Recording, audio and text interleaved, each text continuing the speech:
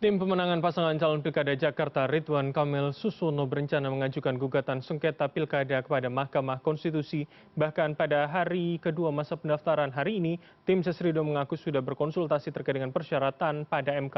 Lalu apa saja poin utama ajuan gugatan Pilkada Jakarta kali ini? Seberapa rasional ajuan ini akan membuat Pilkada Jakarta menjadi 2 putaran? Dan untuk membahasnya sudah bersama kami 3 orang narasumber, yakni Jubir Tim Sesrido Fahrudin Mukhtar, kemudian anggota KPU Jakarta Dodi Wijaya, dan yang terakhir pakar hukum tata negara Refli Harun. Assalamualaikum, selamat malam Bang Refli, Pak Dodi, dan Mas Fahrudin, apa kabar? Apa kabar? Alhamdulillah sehat Bang Bram, Pak Dodi, Pak Refli. Baik, alhamdulillah dalam kabar baik. Terima kasih para narasumber sudah berkenan bergabung. Saya akan langsung ke Mas Fahrudin terlebih dahulu. Jadi artinya esok hari terakhir akan menjadi hari pendaftaran gugatan Ridho begitu ya di MK? Ya, baik Bang. Terima kasih waktunya Bang Bram. Benar sekali, besok ini hari terakhir. Insya Allah besok dari tim hukum Ridho akan tersebut ke MK setelah sebelumnya berkonsultasi untuk kira-kira untuk memastikan apa-apa saja yang perlu dilengkapi. Nah, beberapa yang memang kami gugat sudah disebutkan beberapa di antaranya, tetapi yang ingin kami tekankan di sini pribadi karena yang paling banyak disalahpahami adalah terkait dengan begitu rendahnya keterlibatan atau partisipasi pemilih. Nah, mungkin orang mengatakan bahwa se-Indonesia ini kan memang partisipasi rendah, sehingga banyak dikaitkan juga dengan persoalan kelelahan politik. Tetapi perlu disadari bagi kami pribadi bahwa kalau kelelahan politik yang dimaksud ini adalah pada pemilih, kami berpikir sepertinya tidak. Sebab pemilihan di Pilpres kemarin itu kan jaraknya 9 bulan dan itu cukup lama. Toh pemilih yang lakukan itu hanya datang mencoblos. Nah, kalaupun misalnya ada yang benar-benar lelah, yang letih, ya ini yang mengurusi pada waktu itu adalah para penyelenggara yang memang tentu saja mereka benar-benar letih. Sehingga kalaupun ada yang mengatakan ini kelelahan politik, dalam tafsiran kami pribadi itu adalah kelelahan penyelenggara yang memang tidak mudah menyelenggarakan itu. Kemudian yang kedua, dalam konteksnya Pilkada Jakarta, kenapa ini menjadi unik dan berbeda dengan tempat lain, Bang Bram? Karena di Jakarta ada pernyataan dari KPUD Jakarta Timur sendiri, yakni Pak Rio Farieza, kalau saya tidak keliru nama beliau, yang mengatakan bahwa tidak terdistribusi dengan baik C6 atau undangan atau sekarang dikenal sebagai pemberitahuan. Nah, berapa jumlahnya? Apakah ini cukup masif? Nah, kami sendiri juga mengikuti dari statement-statement penyelenggara dalam hal ini Bapak KPUD Jakarta, alhamdulillah hadir bersama kita Pak Dodi, nanti mungkin juga bisa menambahkan penjelasan versi beliau, bahwa beliau menjelaskan 90% terdistribusi dengan baik kok. Yang tidak terdistribusi itu kurang lebih 10%. Tetapi bagi kami 10% itu jumlah yang sangat besar, Bang Bram. Kalau dibandingkan dengan jumlah pemilih yang 8 juta, 10% itu kan sama dengan 800.000. Ini kan jumlah yang Mas sangat Farudin, masif. sebelum kita jauh ke soal lain begitu, saya ingin fokus di situ terlebih dahulu. Jadi artinya ketika 10% dianggap tidak terdistribusi, itu merugikan perolehan dari pasangan Ridho begitu, menurut tim Sesanda? Bukan hanya pasangan Ridho tentu saja, kami meyakini terutama adalah mereka yang punya hak pilih.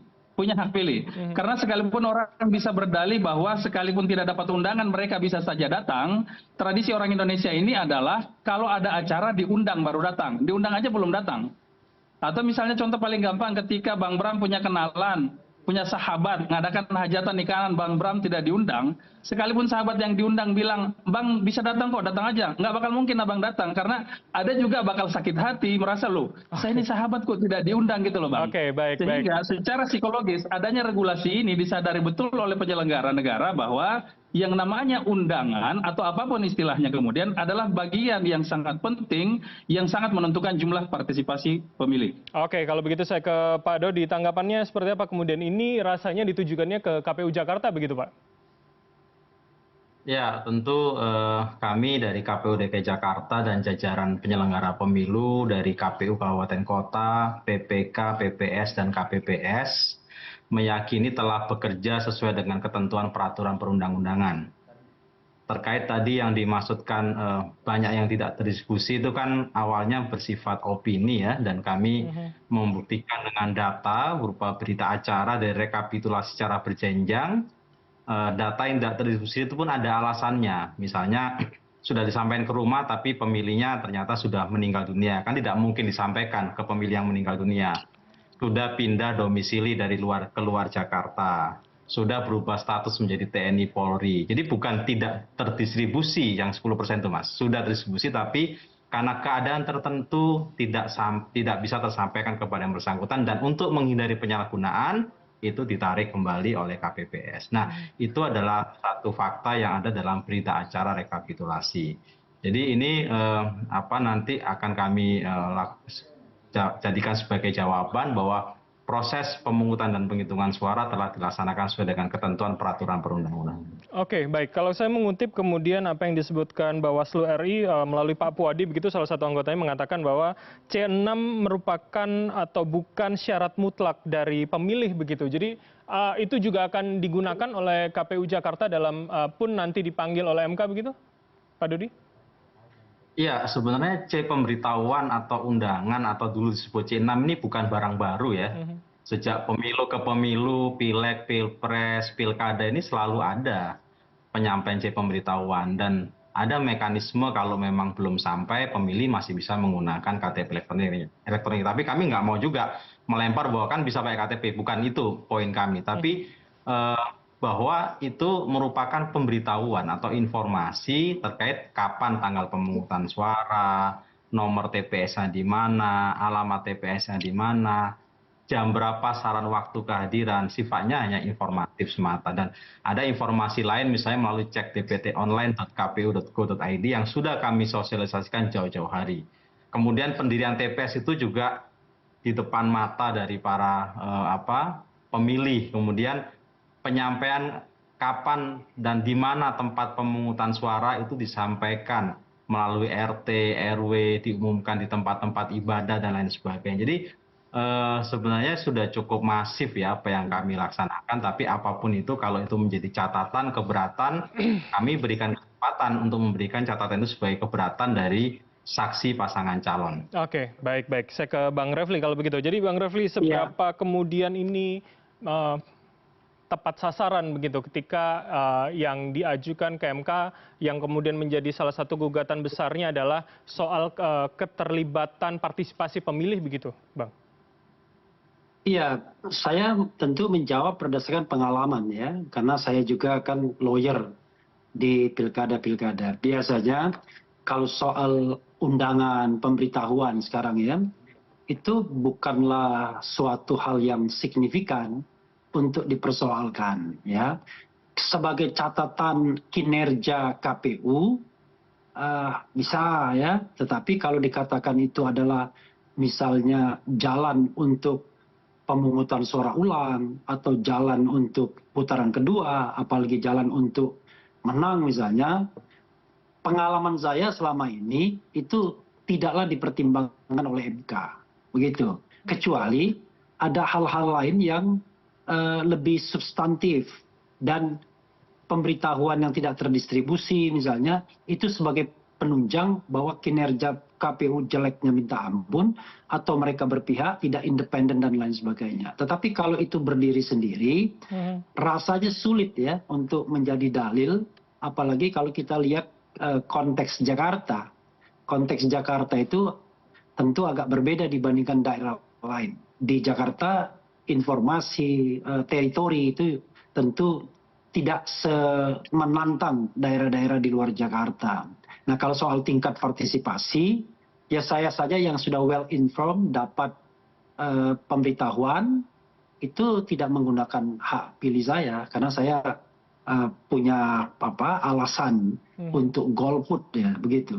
Oke, jadi bukan soal undangan dan soal C6 yang tidak sampai kepada Anda sebagai pemilih gitu ya, Bang Refli ya? Logikanya. Tidak. Itu sikap politik saya sendiri untuk tidak memilih di antara calon 1, 2, dan 3 begitu. Oke, baik. Jadi artinya memang ada logika lain begitu, bukan hanya soal partisipasi dan keinginan, tapi kemudian ada sikap lain seperti yang Bang Refli sampaikan. Saya ke Mas Farudin kalau begitu. Ya, paling tidak itu pribadi saya tidak tahu yang lain. Ya. Baik. Tapi artinya ada, itu bisa menjadi salah satu contoh. Saya ke Mas Farudin kalau begitu. Jadi artinya kalau kemudian disebut hanya kemudian sebagai data penunjang, bagaimana konsultasi dengan MK atau jangan-jangan MK ya membiarkan saja nanti ya kita nggak tahu hasilnya seperti apa, Mas Farudin? Ya, Untuk detail-detail hal tersebut itu nanti akan lebih lengkap nanti disampaikan oleh tim hukum kami, terutama di persidangan. Tetapi saya sebenarnya lebih tertarik sedikit merespon yang disampaikan Pak Dodi tadi, Bang. Contoh misalnya pada persoalan, kalau detailnya yang disampaikan di rilis di rekapitulasi KPUD sendiri bahwa ada sekitar 802.417 orang yang tidak mendapatkan C6. 30.000 diantaranya wafat. Abang bayangkan bisa tidak tahu sebelumnya ada 30.000 orang sehingga masih diundang. Artinya apa? Proses sebelumnya itu tidak berjalan sebagaimana semestinya. Padahal kita tahu sekitar berapa bulan sebelumnya ada yang namanya coklik, pencocokan penelitian data pemilih. Nah pada waktu itu yang datang dilakukan itu kan bukan hanya memberi stiker, tetapi betul-betul mencocokkan data. Artinya sejak saat itu mestinya sudah tahu bahwa ada orang sebanyak itu yang tidak meninggal. Karena tidak mungkin, taruhlah waktunya 6 bulan, masa iya dalam 6 bulan itu ada meninggal sampai 30.000 orang dan tidak diketahui. Nah itu yang bagi saya contoh-contoh yang saya sebut dari awal tadi bahwa mungkin lelah ya. Tetapi ya namanya sebagai bagian dari tim penyelenggara profesional, saya pikir yang harusnya semacam itu tidak mempengaruhi, tetapi betul-betul tetap dilakukan. Oke. Menurut saya, Bang. Mas Farudin, jadi artinya hanya kemudian tujuan ke KPU itu menjadi poin utama pengajuan gugatan perselisihan hasil pilkada, atau kemudian kepada paslon Pram Rano itu juga menjadi ada ininya, ada poinnya di dalam ajuan nanti? Nanti yang terkait di Pram Rano juga teman-teman belum banyak menjelaskan persoalan hal tersebut sejauh ini, Bang.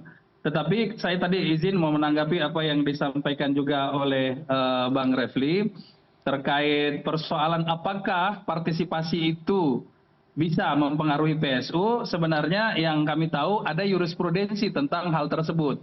Antara lain putusan MK tahun 2024 nomor 147 di Kabupaten Rokan Hulu. Di situ pada waktu itu pileg itu ada satu wilayah perkebunan PT Torganda di Desa Tambusai Utara, itu ada sekitar 47 TPS di situ, 31 diantaranya di wilayah tersebut yang pada akhirnya dilakukan PSU, Bang. Karena persoalan yang masih terkait dengan persoalan partisipasi dan itu tadi distribusi. Jadi kalau kemudian ajuan kepada pihak Pram Rano itu kemudian hanya bagian kecil begitu ya, Mas Farudin ya? Dari kemudian saya juga tidak mengatakan itu bagian kecil, cuma memang sejauh ini tim belum banyak memunculkan persoalan tersebut. Kalau saya pribadi memang lebih banyak fokus pada persoalan yang masih banyak keliru disalahpahami tadi, yang seolah-olah bahwa partisipasi itu tidak penting, kemudian ini tidak ada persoalan error dan yang lain-lain atau apa gitu, Bang. Baik. Saya akan minta tanggapan dari Pak Dodi dan juga Bang Refli, tapi usai jeda berikut ini, pemirsa tetaplah bersama kami di Pilihan Indonesia.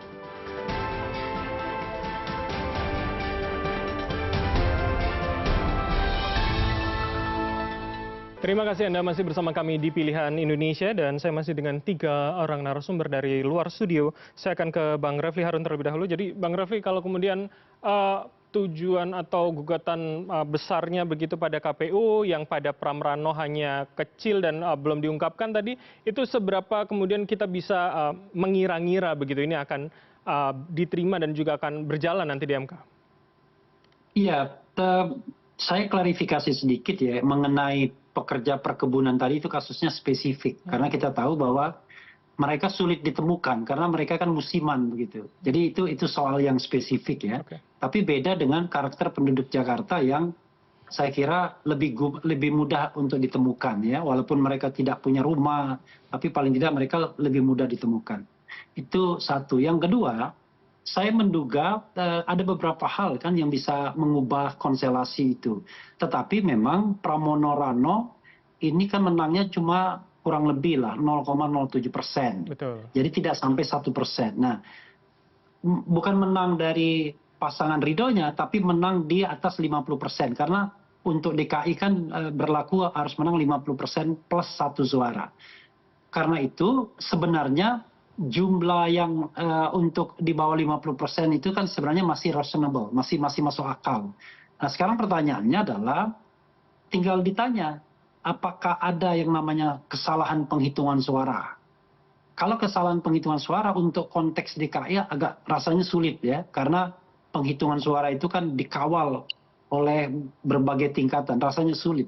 Tapi pertanyaannya adalah, apakah ada soal-soal lain yang memungkinkan misalnya MK memerintahkan untuk dilakukannya pemungutan suara ulang, karena misalnya kecurangan dan lain sebagainya. Nah itu saja yang kita tunggu rasanya. Tetapi kalau misalnya persoalannya dengan ada salah penghitungan suara, saya agak meragukannya. Oke. Kalau misalnya ada soal pemberitahuan tadi yang tidak terdistribusi 10%, saya agak meragukannya. Ya. Tetapi kalau misalnya ada perintah pemungutan suara ulang, karena dikaitkan dengan katakanlah ada hal-hal yang kita dalam pilkada atau dalam pemilu kita sebut dengan fraud, ya, kecurangan, mungkin saja. Tetapi saya kan sebagai pengamat juga harus fair juga. Konstelasi politiknya kan agak berbeda sebenarnya. Justru kalau saya ya melihatnya, yang paling potensial berselingkuh KPU itu kan kepada pasangan Ridho sesungguhnya. Karena saya kira dalam pemerintahan sehari-hari, koordinasi dan lain sebagainya, jauh lebih ke sananya kan, kepada pemerintahannya. Sementara pasangan ini pasangan yang so-called disebut oposan. Oke, baik. Jadi ini kasus yang menarik, berbeda dengan Jawa Tengah, Jawa Timur misalnya, atau termasuk Sumut. Itu kan melawan penguasa, dalam tanda kutip ya saya katakan. Sementara ini justru pasangan yang menang itu yang dianggap oposisi begitu. Baik, Bang Refli, kalau kemudian 50,07, kalau kemudian Calontong sebagai ketua tim ses Pramerano itu mengklaim 0,07 adalah sekitar 2.900 sekian suara, hampir 3.000 begitu. Nah, seberapa mungkin dengan suara itu pun nanti misalkan ditemukan itu bisa dilakukan PSU begitu, Bang Refli? Ya, saya tidak tahu karena paling tidak misalnya diperintahkan di PSU di beberapa TPS kan, karena kalau kita bicara tentang signifikansinya adalah signifikansinya kan separuh 50% kan. Sorry 2000 itu ya, jadi 2000 sekian itu. Jadi kalau 2000 sekian itu terkurangi ya kan, maka nilai kemenangannya kan di bawah 50%. Betul.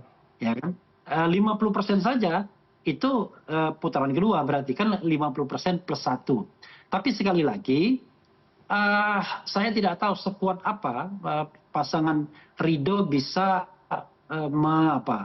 menampilkan data-data bahwa ada cukup alasan untuk misalnya pemungutan suara ulang di beberapa tempat, di beberapa TPS, atau di satu kecamatan, atau di satu kabupaten atau kota. Nah itu saya kan tidak melihat bagaimana permohonan mereka. Walaupun dalam konteks DKI saya katakan nggak gampang suara 2.000 3.000 dalam konteks pilkada untuk catch up dengan suara 2.000 3.000 itu nggak gampang, apalagi di daerah yang setransparan DKI Jakarta. Oke, karena semua dipantau dan setiap level begitu ya.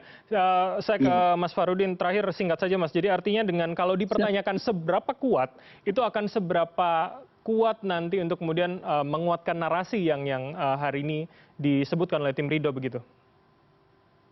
Ya, kalau diperhatikan bahwa sampai hari ini teman-teman tim Ridho belum mengajukan, berarti sampai saat ini persiapan yang dilakukan tim Ridho itu berusaha betul-betul maksimal, Bang. Sampai 97% hari ini itu menunjukkan bahwa teman-teman masih berusaha memperhatikan betul persoalan apakah masih ada yang kurang, sebab bukti yang harus kami bawa tentu saja adalah bukti yang solid, yang terima kasih juga tadi diingatkan oleh Bang Refli, sehingga kami optimis bahwa ketika kami betul-betul mengajukan, ini memang sudah yang terbaik yang kami mampu, dan kami percaya betul dengan apa yang kami ajukan. Oke, baik. Artinya publik akan melihat besok begitu ya. Terakhir saya ke Pak Dodi kalau begitu. Jadi Pak Dodi, KPU akan melihatnya seperti apa? Apa yang kemudian dipersiapkan dengan gugatan yang akan diajukan esok? Pertama tentu kami sangat menghormati ya, karena ini adalah hak konstitusional dari pasangan calon, dan kami mengapresiasi kalau itu dibawa ke Mahkamah Konstitusi, karena kami meyakini bekerja dengan prinsip akuntabilitas, yaitu bekerja dengan penuh tanggung jawab, dan insya Allah hasilnya bisa kami pertanggungjawabkan. Nah tentu kami harus bersiap, harus mempersiapkan dokumen-dokumen alat bukti. Tentu kami harus melihat dulu nanti apa pokok permohonan, apa petitumnya, apa dalilnya, dan apa alat buktinya. Tentu sekarang bolanya ada di teman-teman pasangan calon, karena siapa yang mendalilkan maka dia harus membuktikan Nah, nanti tugas kami sebagai termohon menyiapkan jawaban, menyiapkan alat bukti, dan tentu saja dengan beserta teman-teman KPU Kabupaten Kota dan kuasa hukum yang nanti akan kami tunjuk. Oke, baik. Kami publik tentu akan menunggu dan melihat bagaimana dinamika ini berjalan. Terima kasih atas waktu dari para narasumber. Ada Bang Refli Harun, kemudian Pak Dodi Wijaya, serta Mas Fahrudin Mukhtar telah bergabung sama kami. Selamat malam semuanya. Sehat Terima selalu. kasih Bram. Ya, selamat malam. Pak Saya Dodi. ya.